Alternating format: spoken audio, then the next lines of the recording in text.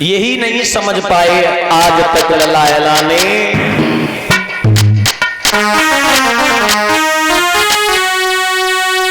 क्या छिपा दिया है नारी में जो नहीं देखने में आता है। नारी के आगे सूरवीर बलवान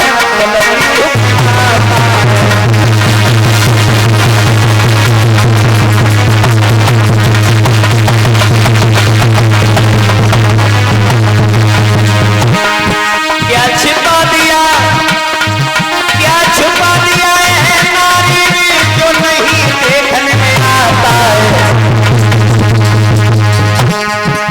नारी के आगे सूरवीर बलवान पलक झुकता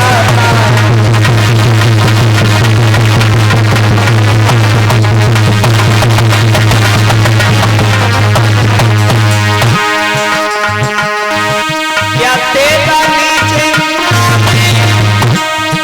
अपनी ब्याई छोड़ी नारी। बातें पानी चंद्रमा ने गुरती लगे वागो नारी गुरती लगे।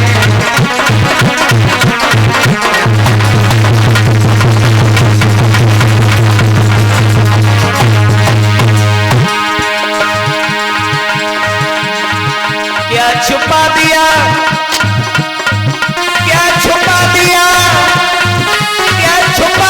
है नारी में जो नहीं देखने में आता है।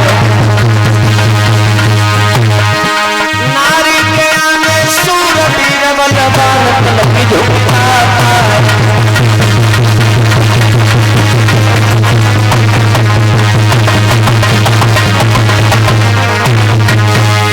याद रखना आज तक किसी ने ये परख नहीं कर पाई। मानव की बात छोड़ो, देवता भी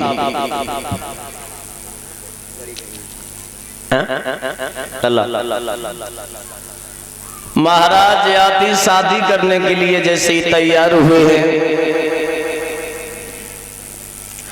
शादी करने के लिए जा रहे हैं, जैसे ही शुक्राचार्य के घर में जैसे ही पहुंचे हैं, देवयानी को आता हुआ देखा है। महाराज याति से कहा है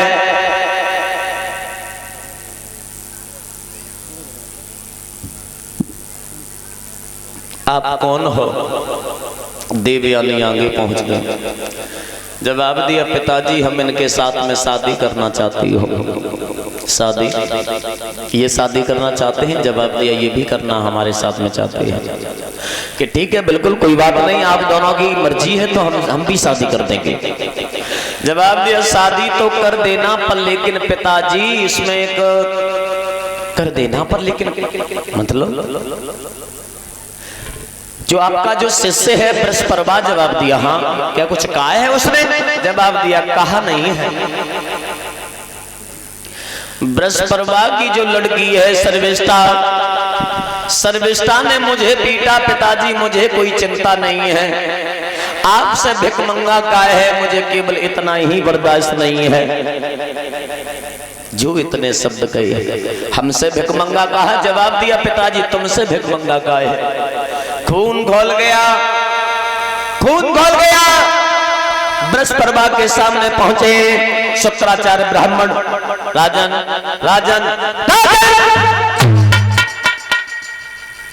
बाहर निकला। बृहस्पति आया, चरणों पर गिर गया।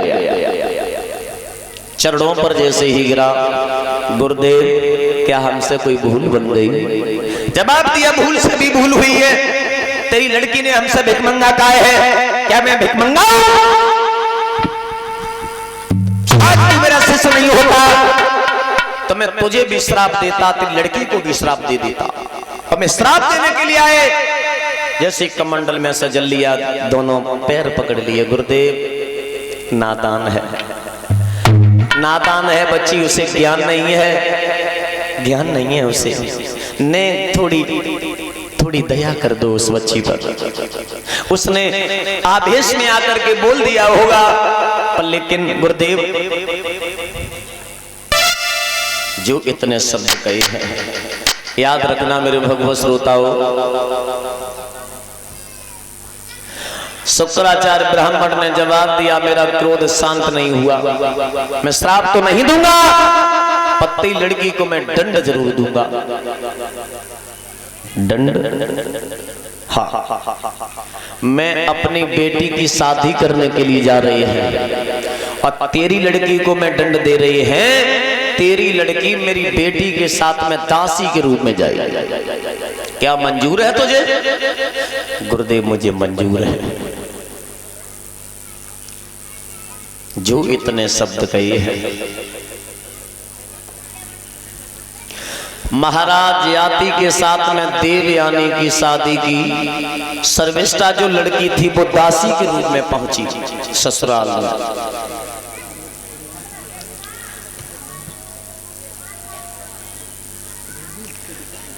एक महल में सर्विष्ठा ठहरी है, एक महल में देवयानी। धीरे धीरे समय व्यतीत होता चला गया। एक समय की बात है, महाराज याति जो रहे जंगल के लिए गए शिकार खेलने के लिए। सारे दिन शिकार खेलते रहे, कोई शिकार नहीं मिली।